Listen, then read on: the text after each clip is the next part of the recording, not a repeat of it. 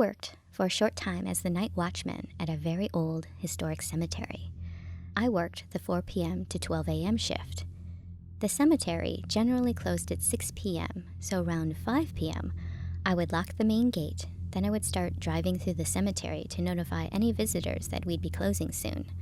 I'd instruct them to park in a line in front of the locked main gate, and when my drive through the grounds was complete, I would unlock the main gate. Everyone would leave, and I would lock the gate behind them. One day, I'm in the middle of my final drive, and I see an old lady walking slowly on the sidewalk alongside a mausoleum. The mausoleum was hundreds of feet long, about 20 feet tall, and had no breaks in it. It was one long stretch. The road ran directly alongside the sidewalk of the mausoleum, so I pulled up behind the lady to tell her we were closing. I get out of my car, take my eyes off her for a split second as I'm getting out of my car, and when I shut the door and look up, she's gone, completely vanished. I didn't think anything paranormal at first. I just thought maybe I lost sight of her, but the sidewalk and the road were completely empty. I ran all the way around to check the back of the mausoleum, but no one was there. Across from the mausoleum was a whole field of graves, and I looked out over every row. No soul in sight. I finish up my roundup, and I sit in my car for the rest of the night in a well-lit area. I saw a fully visible person, I know it. No tricks of light, no hallucination, plain as day. This encounter seemed to break open the proverbial dam, because after this, I had numerous unexplainable occurrences. Normally, my then girlfriend, now my wife, would drop by around 8 p.m. and bring me dinner, since I couldn't really leave. I never told her about my experiences because I didn't want to freak her out. As I'm walking her back to her car to leave, I see her reach back and touch her ponytail, then look around with a weird expression on her face. I ask her what's wrong and she says, "Nothing, I must have gotten my ponytail caught on a tree branch or something." So I point out to her that the closest tree was 20 feet away and that's impossible. Then she gets real pale and says it felt like someone ran their hand through her hair, front to back, and then pulled on her ponytail. We were both pretty freaked out and she left. She never came back and brought me dinner again. I was originally hired because the cemetery had a period of time where they experienced some grave robbers and people breaking in to perform satanic rituals. I was 21 at the time, doing this as a side job, with no gun, no weapons, or anything like that.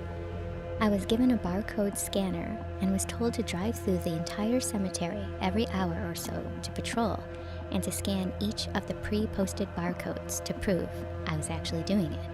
The cemetery was massive, pretty much broken into 3 parts: the newer part, the historic part, and the famous part where celebrities and other famous people were buried.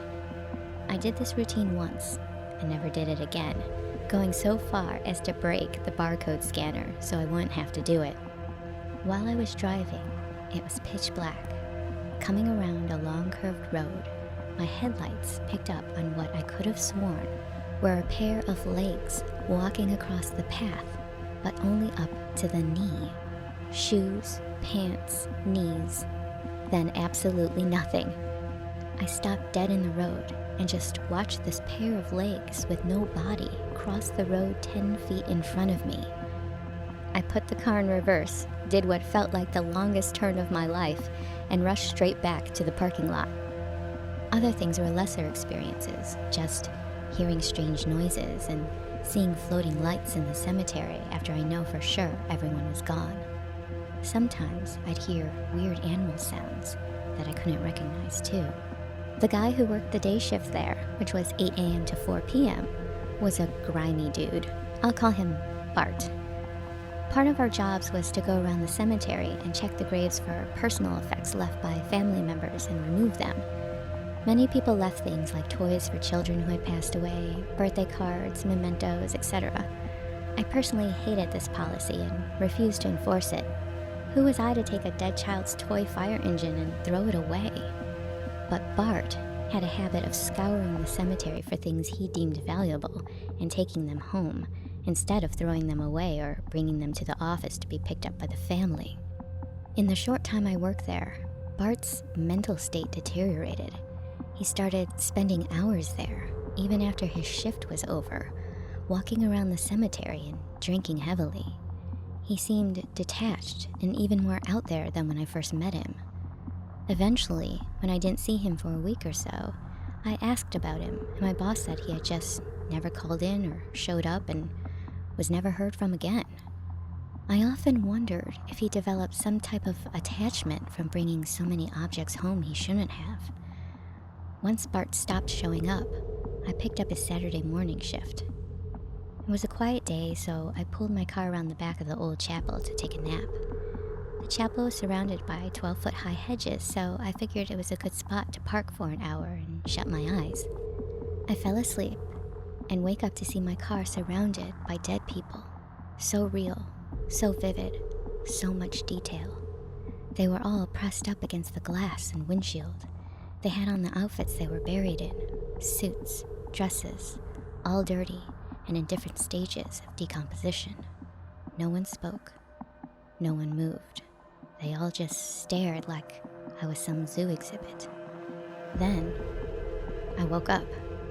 I had been asleep and it was a dream. The thing is, it felt so real. I have never had a dream so real, so vivid before or after. I took it as a message. I called my boss and quit as soon as I left at 4 p.m. I go back to that cemetery from time to time because I have 3 grandparents and an aunt buried there. I never linger too long though, and always make sure I'm out long before it gets dark. My house was built in 1904. It's a single-family home, wood frame setting on a concrete block foundation. I've been living here for about 12 years. Of all the weird things that my siblings and me have seen or heard in this house, this one is my favorite. This happened to my brother. About 10 years ago, my brother and his best friends had started a garage band playing mostly Spanish rock, alternative music, but in Spanish. His friends could only get together on Sunday afternoons. They would practice until the early evening, and they would usually call it quits by 8 p.m. This was the time I usually showed up and went to bed, because I worked the graveyard shift. This happened in late fall, so the days were getting shorter, but they had just finished a long session when the decision to head to someone else's house came about. My brother handed his car keys to his buddy so they could load up the equipment. Everyone had to file out of the basement, and the tricky part was they needed to walk all the way to the back of the basement, up the back stairs, through the kitchen doorway, down the hall, into the living room, and out the front porch. Everyone was outside, sitting in my brother's truck, waiting for him. My brother was walking up the back stairs when he remembered that he left his pancakes in a to-go container sitting on a speaker in the basement. He made the decision to go back. Now, the basement is not clean, with full sight lines. There had been partitions made, and the boiler and the main heating unit are right smack in the middle. So, after my brother walks back, he's about to retrieve his food container when out of the corner of his eye, he sees it. It's a shadowy figure right in his peripheral vision. This feeling of dread and uneasiness wash over my brother. We had been taught that if you were in the presence of a spirit or a ghost and you felt a bad vibe, to say a quick prayer or to cuss at it. My brother chose the latter. He basically just said, "Hey, screw you. I don't have time for this BS." My brother started to walk to the back of the basement and briskly up the stairs, closing doors and turning off lights as he was walking out. The last light switch is on the opposite side of the front door. Luckily, the door was open, and the light from the street lamp was flooding into the living room with its amber light. My brother said he felt something at his back, but at no point did he turn around. As he flicked the last switch, the living room went dark as the rest of the house.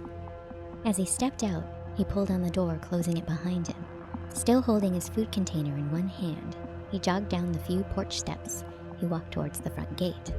Our house resides far from the main street, essentially having a large front yard, but no rear garage.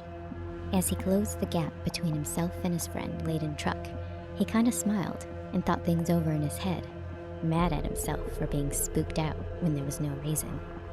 He climbed into the driver's side of the truck, put on his seatbelt, and getting ready to pull out of the parking spot directly in front of the house when one of his friends asked, "Hey, wait, what about your brother? Isn't he coming with us?"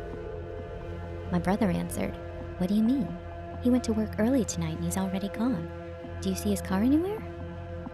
The next question they asked was, "So then, who was walking behind you when you were leaving the house?"